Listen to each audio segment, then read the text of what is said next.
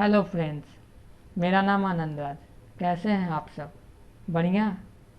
तो चलिए आज हम बात करने वाले हैं ब्रांचेज ऑफ अकाउंटिंग, यानी हमारे अकाउंटिंग के कितने ब्रांचेज हैं।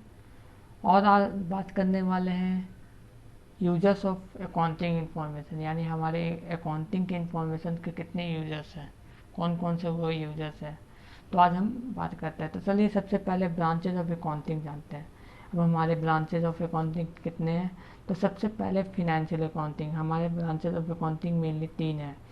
फिनेंशियल अकाउंटिंग, सेकेंड है आपका कॉस्ट अकाउंटिंग, और थर्ड है आपका मैनेजमेंट अकाउंटिंग। तो चलिए सबसे पहले बात करते हैं फिनेंशियल अकाउंटिंग है क्या हमारे ब्रांचेज में। तो सबसे पहले देखिए, financial accounting is the original form of accounting, यानी फिनेंशियल अकाउंटिंग एक ओरिजिनल फॉर्म ऑफ अकाउंटिंग है। सबसे ओरिजिनल जिसमें होता है financial accounting is mainly concern with accounting, यानी कि हम जो भी पहले सीख रहे थे कि अकाउंटिंग में रिकॉर्डिंग, क्लासीफाइंग, वो सब फिनेंशियल अकाउंटिंग में होता है। देखिए, recording, classifying and summarising financial transactions with view to prepare the financial statement, यानी कि हमने जो पिछले वीडियोज में बात किए थे कि हमारे रिकॉर्डिंग होते हैं, क्लासीफाइंग होते हैं, समराइजिंग होते हैं, वो सब फिनेंशियल अकाउंटिंग में होते हैं। यानी कि ब्रांचेज ऑफ अकाउंटिंग में जो फिनेंशियल अकाउंटिंग पार्ट एक ब्रांच है, उस फिनेंशियल अकाउंटिंग में हमारे ये सब काम होते हैं। Recording, classifying and summarising financial transaction with view to prepare, यही फिनेंशियल स्टेटमेंट, फिनेंशियल अकाउंटिंग वही फिनेंशियल स्टेटमेंट प्रिपेयर होता है। देखिए, इसका मेन टास्क है कि financial accounting to income statement, यानी कि प्रॉफिट एंड लॉस अकाउंट ये प्रिपेयर करना इसका मेन टास्क है। और फिनेंशियल पोजीशन यानी बैलेंस शीट भी प्रिपेयर करना एक मेन टास्क है इसका। This financial statement not only to provide all operational result, ये सिर्फ रिजल्ट प्रोवाइड नहीं करता, ये सिर्फ रिजल्ट, ये देखिए, financial statement not only provide overall operational results of the business but also furnish valuable information to the outsiders such as shareholders, tax authorities। यानी कि फिनेंशियल स्टेटमेंट का सिर्फ यही काम नहीं है कि ये रिजल्ट को ही सिर्फ नहीं बताते, साथ साथ ये हमारे शेयर होल्डर्स, टैक्स अथॉरिटीज़ को भी एक वैल्यूबल इंफॉर्मेशन देता है कि हमारे बिजनेस का क्या रिजल्ट आया, हमारे बिजनेस का क्या पोजीशन है। ये सब फिनेंशियल अकाउंटिंग ही देता है, ये सब फिनेंशियल अकाउंटिंग का पार्ट है। यानी कि फिनेंशियल अकाउंटिंग में मेनली वर्क होता है कि हम रिकॉर्डिंग, क्लासीफाइंग, समराइजिंग ये सब कर प्रिपेयर करते हैं फिनेंशियल स्टेटमेंट को। फिनेंशियल अकाउंटिंग में यही काम होता है। और हम जो भी आगे पढ़ने वाले हैं वो सब फिनेंशियल अकाउंटिंग में ही पढ़ने वाले हैं। जैसे फिनेंशियल अकाउंटिंग में पढ़ेंगे journal, ledger, partnership business, company, sole proprietorship business, हमारे ऑल भी डेप्रिसिएशन, ये सब सब फिनेंशियल अकाउंटिंग में आते हैं। तो चलिए अब हम बात करते हैं ब्रांचेज ऑफ अकाउंटिंग के second, cost accounting. Cost accounting क्या है? Cost accounting is specialise branch of accounting, यानी कॉस्ट अकाउंटिंग एक स्पेशल ब्रांच है अकाउंट का, यानी अकाउंटिंग की एक स्पेशल ब्रांच है जिसमें involve classification, accumulation, assignment and control of cost. यानी कि यहाँ हम अकाउंटिंग में जो भी चीज़ होती है उसको क्लासीफाई कर, उसको संचय और उसके कॉस्ट को कंट्रोल करते हैं। यानी कि यहाँ कॉस्ट अकाउंटिंग में सिर्फ जितने भी हमारे जो भी है जो कॉस्ट से रिलेटेड है, यानी कि हमें कुछ चीज़ बनाने में कितने कॉस्ट लगे, कितने लागत लगे, उसमें इसका काम होता है। यानी कि हम जो भी प्रोडक्शन करें उसको कॉस्ट को कैसे कम करके कितना कम लागत में हम वस्तु को बनाएंगे, प्रोडक्ट को बनाएंगे, तो हमें कितना ज़्यादा प्रॉफिट होगा, वो सब कॉस्ट अकाउंटिंग में काम करता है। यानी कॉस्ट अकाउंटिंग में हमको पढ़ना है कि हम अपने प्रोडक्शन को के कॉस्ट को कैसे कम करके प्रॉफिट, ज़्यादा से ज़्यादा प्रॉफिट कमा सकते हैं। ये कॉस्ट अकाउंटिंग का काम है। देखिए, द मेन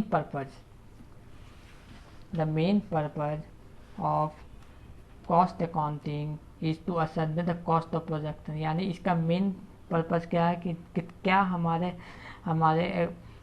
प्रोडक्शन का कॉस्ट कितना होना चाहिए, ये इसमें पढ़ना है हम लोगों को कि हमारे अकाउंटिंग में हमारे प्रोडक्शन का कॉस्ट कितना होना चाहिए, ये ताकि enable to manage fix the price of product, यानी कि ताकि हम अपने प्रोडक्ट का प्राइस फिक्स कर तो और कॉस्ट को घटा सके, यानी कि हमारे बिजनेस को कितना ज़्यादा प्रॉफिट हो और कॉस्ट बहुत कम से कम लगे, यानी कि सबसे कम कॉस्ट पे हम कोई प्रोडक्ट बनाते हैं और उसको हम कितना मार्जिन के प्रॉफिट से बेच सकते हैं, ये सब कॉस्ट अकाउंटिंग में होता है। Cost accounting is generally adopted in the business engage in manufacturing activity, यानी कि ये ज़्यादातर मैन्युफैक्चरिंग बिजनेस में होता है। जैसे कि कुछ फ़ोन्स कंपनियां जो फ़ोन बनाते हैं वो कितने कम कॉस्ट पे फ़ोन को बनाते हैं और उसको उसके कितने मार्जिन पे बेचते हैं, ये सब कॉस्ट अकाउंटिंग में रहता है कि आप प्रोडक्शन के कॉस्ट को कितना कम कर सकते हैं। जितना ज़्यादा कम कीजिएगा आपकी प्रॉफिटेबिलिटी उतना ज़्यादा बढ़ती है, और आपको क्वांटिटी और क्वालिटी का भी ध्यान रखना और साथ के साथ कॉस्ट का भी ध्यान रखना होता है। ये सब कॉस्ट अकाउंटिंग में सीखते हैं कि कैसे कॉस्ट को कम करते हैं। चलिए अब बात करते हैं मैनेजमेंट अकाउंटिंग के बारे में। Management accounting that part of accounting system which facilitate the management process of decision making is called management accounting, यानी कि ये मैनेजमेंट अकाउंटिंग कि कैसे हम डिसीजन मेकिंग करें, अपने बिजनेस का डिसीजन ले, उसको मैनेज कैसे करें, अपने सेल्स को मैनेज कैसे करें, अपने बिजनेस को मैनेज कैसे करें, ये सब मैनेजमेंट अकाउंटिंग में बताता है। Management accounting is concerned with accounting information which is useful to management in formulating policies and controlling, यानी कि मैनेजमेंट अकाउंटिंग है जो कि अकाउंटिंग इंफॉर्मेशन को यूजफुल कर मैनेजमेंट इन्फॉर्मेशन ऑन पॉलिसीज़ को क्रिएट करता है, यानी कि अपने बिजनेस के पॉलिसीज़ को क्रिएट करता है, अपने बिजनेस को कंट्रोल करता है, अपने बिजनेस ऑपरेशंस को कंट्रोल करता है। ये सब मैनेजमेंट अकाउंटिंग में होता है। The main purpose of management account is to provide all the relevant information that may be required the manage to take decision, यानी कि इसका मेन पर्पज ये है मैनेजमेंट अकाउंटिंग की ये बिजनेस के डिसीजंस को मैनेज कैसे करता है, यानी कि अपने बिजनेस को मैनेज कर इसके बिजनेस के प्रॉफिट को इंक्रीज करना, कॉस्ट को रिड्यूस करना, ये सब मैनेज करना, बिजनेस के सेल्स को मैनेज करना, बिजनेस के परचेज को मैनेज करना, और भी बहुत सारे मैनेज डिसीजंस लेते हैं मैनेजमेंट द्वारा। इसी को हम लोग मैनेजमेंट अकाउंटिंग कहते हैं। ये हायर लेवल अकाउंटिंग है। ओके, तो चलिए अब बात करते हैं हम यूजर्स ऑफ अकाउंटिंग। देखिए यूजर्स ऑफ अकाउंटिंग क्या है। सबसे पहले देखिए इंटरनल यूजर्स हमारे यूजर्स ऑफ अकाउंटिंग दो है।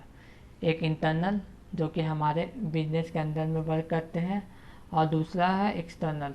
इंटरनल यूजर्स में क्या क्या? Internal users are the person who are directly connected with the operation and management of the business entity, यानी इंटरनल यूजर्स वो यूजर्स है जो डायरेक्टली कनेक्ट होते हैं बिजनेस से, यानी कि बिजनेस से और मैनेजमेंट से डायरेक्टली कनेक्ट होते हैं।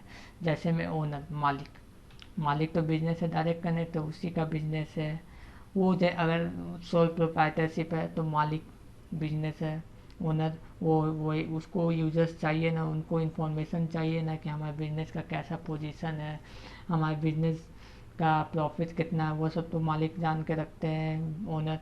दूसरा मैनेजमेंट, यदि कंपनी है कोई बड़ी तो वहाँ के डायरेक्टर मैनेजमेंट को भी पता इन्फॉर्मेशन चाहिए कि हाँ हमारे कंपनी का बिजनेस का इस साल का प्रॉफिट कितना, इस साल पोजीशन कैसा है, ये सब है। तो ये सब इंटरनल यूजर्स हैं जो कि अकाउंटिंग इंफॉर्मेशन का यूज करते हैं। अब देखिए सेकेंड एक्सटर्नल यूजर्स। अब एक्सटर्नल यूजर्स कौन कौन है? देखिए external users of accounting information are outside the enterprise, they may have direct or indirect interest in accounting information. Internal users जैसे में वो भी हैं जो कि डायरेक्ट और इनडायरेक्ट इंटरेस्ट लेते हैं अकाउंटिंग इंफॉर्मेशन में। जैसे में इन्वेस्टर्स, अब आपके कोई बिजनेस में इन्वेस्टर है जो आपके बिजनेस में इन्वेस्ट करना चाहता है, आपके कंपनी में इन्वेस्ट करना चाहता है, तो वो सबसे पहले आपके बिजनेस के बारे में जानेगा कि आपके बिजनेस का प्रॉफिट कैसा है, आपके बिजनेस का पोजीशन कैसा है, तब ना आपके बिजनेस में इन्वेस्ट करेगा। वरना तो अगर आपके बिजनेस का प्रॉफिट ख़राब रहेगा, आपके बिजनेस का पोजीशन ख़राब रहेगा, तो कभी इन्वेस्टर्स आपके बिजनेस में इन्वेस्ट नहीं करेगा। इसलिए इन्वेस्टर्स को ये अकाउंटिंग इन्फॉर्मेशन की बहुत ही आवश्यकता पड़ती है, ताकि वो आपके बिजनेस में इन्वेस्ट करने से पहले आपके बारे में भी जान सके, आपके बिजनेस के बारे में जान सके। क्रेडिटर्स, जो कि ये एक वर्ड है जो आपको आगे भी समझ में आएगी बहुत अच्छे से। क्रेडिटर्स मतलब कि जो जिससे हम उधार खरीदते हैं, जैसे कि आप बिजनेस में किसी से कुछ उधार खरीदते हैं कि तो उधार खरीदते हैं तो आपको उसको बाद में पैसा देना रहता है, वही वर्ड को हम क्रेडिटर्स कहते हैं। यानी कि हम जिस व्यक्ति से उधार खरीदे वो हमारे लिए क्रेडिटर्स हो गया। तो वो भी आपके बिजनेस के बारे में ना सही से रहेगा। अगर आपका बिजनेस लॉस में जाएगा तो वो आपको उधार क्यों देगा? नहीं ना देगा। उधार कैसे देगा जब जान रहा है कि आपका बिजनेस लॉस में जा रहा है, आप कहीं आपका बिजनेस बंद होने जा रहा है, आप डूब गए इसके पैसे लेकर तो अगर आप उसके पैसे लेकर डूब गए तो ये चीज़ है ना। तो इसलिए क्रेडिटर्स भी आपके एक बिजनेस के इंफॉर्मेशन को रखता है, ताकि आपको वो उधार माल दे सके, ताकि आप फिर उसे बेचकर उसको उसका पैसा लौटा सके। इसलिए क्रेडिटर्स को भी इंफॉर्मेशन। फिनेंशियल इंस्टीट्यूशन, अब आपके बहुत सारे फिनेंशियल इंस्टीट्यूशन जैसे बैंक फिनेंशियल इंस्टीट्यूशन है। आप गए बैंक से लोन लेने, तो क्या आपका सिर्फ चेहरा देख के लोन दे देगा? नहीं ना। आपके बिजनेस का पूरा डिटेल जानेगा, आपके बिजनेस के प्रॉफिट्स को जानेगा, आपके बिजनेस के पोजीशन को जानेगा, आपके बिजनेस का कैसा है, सॉल्वेंसी पोजीशन जानेगा, बहुत सारी चीज़ें जानेंगे, तब आपको जाके लोन मिलेगा। इतनी आसानी से लोन नहीं मिलती है। आपके बिजनेस का पूरा चीज़ जानने के बाद ही आपके लोन देगा। अगर आप कहीं कहीं इसका लोन लेकर भागे विजय माल्या की तरह, तो फिर क्या होगा? लोन तो आपको देते रह जाएगा, देख के थोड़ी देगा। वो तो भाई वो तो आपके पोजीशन, आपके बिजनेस को देख के ही लोन देगा कि आपका बिजनेस सही है, आपका ये है, आप कहीं आगे जाके लेकर इसके भाग नहीं जाए पैसे, इसे आप देख कर ही ना आपको लोन देगा। और देखिए टैक्स अथॉरिटीज़, बहुत सारी टैक्स अथॉरिटीज़ है जो कि आपके इंफॉर्मेशन को जानते हैं, तभी आपको टैक्स भी लगाते हैं, उस हिसाब से बहुत चीज़ करते हैं। और भी बहुत सारे यूजर्स हैं, वो सब भी आपके बिजनेस के इंफॉर्मेशन को रहते हैं। सबसे पहले दूसरे और यूजर में आ गए कॉम्पिटिटर्स। अरे भाई आपके कॉम्पिटिटर भी तो आपको इंफॉर्मेशन को रखते हैं, ताकि आपसे बेहतर करेंगे वो। कॉम्पिटिटर अगर आपके यूजर इंफॉर्मेशन को नहीं रखेंगे, कॉम्पिटिटर्स आपके इंफॉर्मेशन को नहीं रखेंगे, तो वो फिर आपसे कॉम्पिटिट कैसे कर पाएंगे? वो नहीं ना कर पाएंगे, क्योंकि उनको इन्फॉर्मेशन रखना है ताकि आपसे कम्पिटिट कर पाए, आपसे आगे निकलने की कोशिश करेंगे। ये भी एक अकाउंटिंग यूजर्स में भी आते हैं। तो चलिए आज के लिए इतना ही, मिलते हैं नेक्स्ट वीडियो में कुछ नेक्स्ट टॉपिक के साथ। तो अगर आपको वीडियोस पसंद आए तो लाइक करें, शेयर करें और सब्सक्राइब करना ना भूलें। बाय बाय, टाटा, जय हिंद।